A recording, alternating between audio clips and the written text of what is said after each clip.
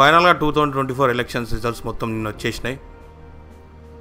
అనుకున్నట్టే టీడీపీ ఘోరంగా గెలిచింది.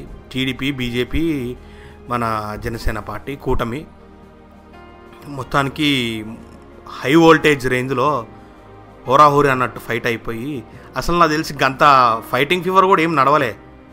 అసలు ఏమంటారు, వైఎస్ఆర్సీపీ పార్టీ అయితే అసలు స్టార్టింగ్ ఫస్ట్ రౌండ్కి వెళ్ళి కూడా ఎందుకు ఇక హోప్స్ వదిలేసుకోవడం లైట్ అన్నట్టే నడిచింది. మనం కనుక క్లియర్గా లాజిక్లు మాట్లాడుకుంటే, లాస్ట్ టైం ఇక్కడ తెలంగాణ ఎలక్షన్లో కూడా కొంత వర్గం ఈ అర్బన్ సైడ్ మొత్తం ఏంటంటే ఇక వాళ్ళకి కడుపు నిండిపోయింది కాబట్టి ఇక మళ్ళీ కొత్త ఆశలు ఏం పుడతలేవు. సరే కొత్త పార్టీ ఏదైనా వస్తే ఇక గాడేమన్నా చేదోళ్ళు వాదోళ్ళు అవుతుందేమో, ఇంకేమన్నా ఎక్స్ట్రా బెనిఫిట్స్ ఏమైనా ఉంటాయేమో అన్న థాట్ ప్రాసెస్లో వాళ్ళు వేసేసారు. ఇక ఇక్కడ నార్మల్గా ఇది యాజ్ ఎక్స్పెక్టెడ్ ఉండే కొద్దిగా హోరాహోరీగా అయింది. బీఆర్ఎస్ వర్సెస్ కాంగ్రెస్ అన్న లాస్ట్ టైం అయితే నడిచింది. ఇక ఆంధ్రాలో నేను నిజంగా మొన్ననే వీడియో చేసిన, నేను మన గొర్రెలందరి గురించి, అంటే మనుషులు ఎంత గొర్రెలు లెక్క ఉంటారు మనుషులు అనేది ఒక వీడియో చేసిన నేను మొన్ననే. నేను దాని క్లిప్పింగ్స్ కూడా చెప్తా. యాజ్ ఇట్ ఈజ్ మొన్న అది ప్రిడిక్షన్ కూడా కాదు భయ్యా, నేను అనుకున్నా. ఎందుకంటే మన మెంటాలిటీలు తెలుసు, జనాలు ఏ పోకకి ఎట్లా నడుస్తారనే విషయం అందరికీ తెలుసు. సో ఆ లాజిక్లలోనే నేను అనుకుంది ఏంటంటే, ఈయన ఎట్లన్నా జగన్ భయ్య ఇచ్చే మేనిఫెస్టోల కంటే కూడా ఈ కూటమి ఇచ్చిన మేనిఫెస్టో దానికి మించి ఒక 5% ఎక్స్ట్రా చేసి పెట్టిరు. సో యాజ్ పర్ లాజిక్ అనుకుంది ఏంటంటే, జనాలకి ఎట్లాగో ఇలాంటి థాట్ ప్రాసెస్ ఉంటుంది కాబట్టి వాళ్ళు ఇక మనకి బెనిఫిషియలే ఉంది కదా, ఆయన ఇచ్చేది ఆపకుండా ఆయన మీదకి వెళ్ళి ఇంకో 5% 2% ఎక్స్ట్రా ఇస్తారు కాబట్టి కళ్ళు మూసుకొని గుద్దుతారని అనుకున్నా. కానీ విచిత్రంగా ఏమైందంటే, నిన్న అసలు కౌంటింగ్ జరుగుతుంటే నాకే ఫ్యూజులు ఎగిరిపోయినాయి భయ్యా.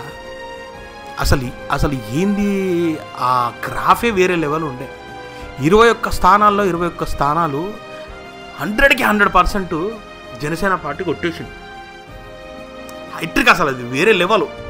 ఇక గెలిస్తే గిట్లే గెలవాలి అన్నట్టు క్లియర్ షార్ట్అవుట్లోకి అనిపించేసింది మనకి. కాకపోతే ఇది విజయం అనాలనా, లేకపోతే జనాల విజయం అనుకోవాలనా, లేకపోతే మన విజయం అనుకోవాలా? లేదు, మన పవర్ అన్న కానీ, చంద్రబాబు నాయుడు గారు కానీ, మోడీ గారు కానీ, వీళ్ళ విజయం, వీళ్ళని చూసి జనాలు ఓట్లు గుద్దిర్రు అనుకోవాలా, లేకపోతే జనాలకి జగన్ భయ్య పరిపాలన మీద విరక్తి చెంది ఇక ఎవరొచ్చినా మాకు మేలే, ఈయన రాకుంటే చాలు అన్న కక్ష సాధింపుతోని ఓట్లేసి గెలిపించిర్రా ఏమనుకోవాలి? బయట ఇంకా బ్యాక్గ్రౌండ్లో మీకు సౌండ్ వినిపిస్తున్నట్టున్నాయి. ఇక్కడికి లోకల్కి గెలిచిన వాళ్ళందరూ కూడా డప్పు చాటింపు వేసుకుంటూ తిరుగుతారు. కానీ ఏమో అనుకోవాలి మన వారికి.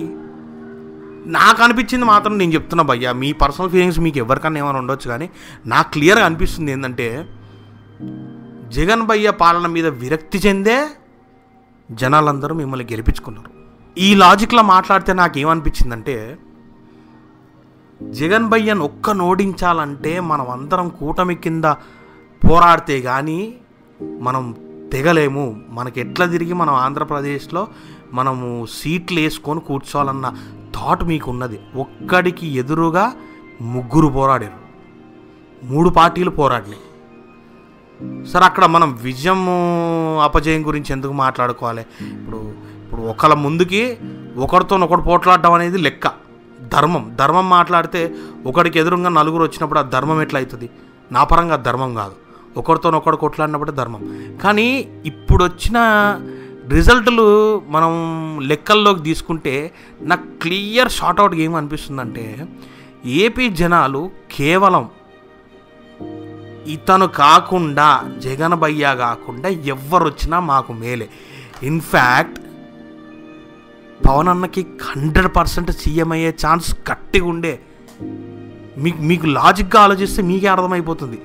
ఇప్పుడు ఇదే కూటమి కాకుండా పవన్ అన్న ఒకవేళ ఆ 175 సీట్స్కి పోరాడుంటే, ఈ 21కి 21 సీట్లు ఎట్లయితే 100% వచ్చిందో ఆ 175 కూడా ఇచ్చేవాళ్ళేమో. చంద్రబాబు నాయుడు సారు ఎంతగానం పరిపాలిస్తాడో, ఆయన కెపాసిటీ ఏంది ఆల్రెడీ ఆంధ్ర ప్రజలు చాలాసార్లు చూసిర్రు. జగన్ భయ్య కెపాసిటీ కూడా చూసిర్రు. పవన్ అన్నకి ఇచ్చేటోళ్ళేమో కదా, ఆ సీఎం పదవి ఎక్కేటోడేమో కదా, సీఎం చైర్ ఎక్కేటోడేమో కదా పవన్ అన్న. కూటమి కింద మారిపోయిన తర్వాత ఇది ఒక పరంగా నాకు పవన్ అన్నకు లాస్ అన్నట్టే నాకు అనిపిస్తుంది. సరే చలే ఓకే, అసెంబ్లీ వరకు పోయిండు, ఇది నేనేం ఎండ్ ఆఫ్ ద పాలిటిక్స్ అని కూడా నేనేం చెప్తలేను. బట్ నా ఫీలింగ్ ఏంటంటే నిజంగా పవన్ అన్న ఒకవేళ 175 సీట్స్కి కూడా పోటీ కంప్లీట్గా ఆయన ఒక్కడే ఒక్క కాలు మీద నుంచొని ఫైట్ చేసి ఉంటే ఖచ్చితంగా ఈరోజు సీఎం అయ్యేటోడు అన్న ఫీలింగ్ నాకు ఉన్నది.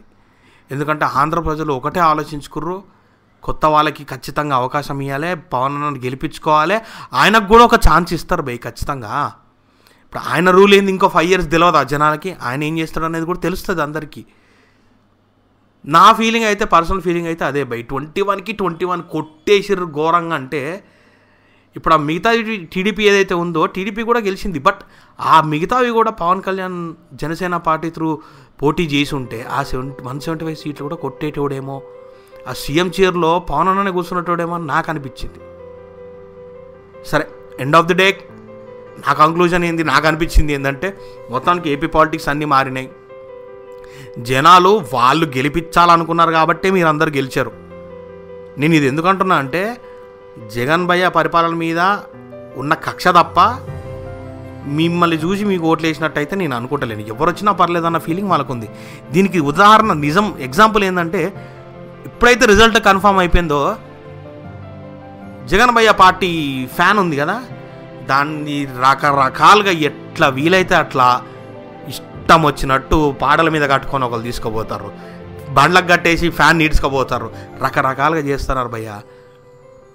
సో ఇది క్లియర్గా అర్థమైపోతుంది మనకి, జగన్ భయ్యని గద్దె దించాలనుకున్నారు ఆంధ్ర ప్రజలు, గద్దె దించిర్రు, మీకు ఆ పరిపాలన హక్కు ఇచ్చిర్రు. మీరు నెక్స్ట్ 5 years ఖచ్చితంగా వాళ్ళు అనుకున్న దానికన్నా మీరు ఇంకా బ్రహ్మాండంగా పరిపాలిస్తారు. చాలామంది అన్ఎంప్లాయిడ్ పీపుల్కి మీరు ఎంప్లాయ్మెంట్ ఇస్తారనే మేము ఆశిస్తున్నాం. ఎదుగుదల చూపిస్తే చాలు అయ్యా వాళ్ళకి, అంతకన్నా ఏ ప్రజలకన్నా ఏం ఆలోచన ఉంటుంది. డెవలప్మెంట్గా అనిపిస్తే అంతకంటే హ్యాపీనెస్ థింగ్ ఏముంటుంది ఎవరికైనా కూడా. సో నా ఒపీనియన్ మాత్రం ఇది. ఇక మీరేమనుకుంటారు అనేది మీ వదిలేస్తారా. ప్లీజ్ నా వీడియోస్ని లైక్ చేయండి, షేర్ చేయండి, కామెంట్ చేయండి, సబ్స్క్రైబ్ చేసుకోవడం మర్చిపోకండి. పక్కన ఉన్న బెల్ ఐకాన్ ఆన్ చేస్తే నేను ఎప్పుడు వీడియో పెట్టినా మీకు నోటిఫికేషన్ కింద వస్తుంది.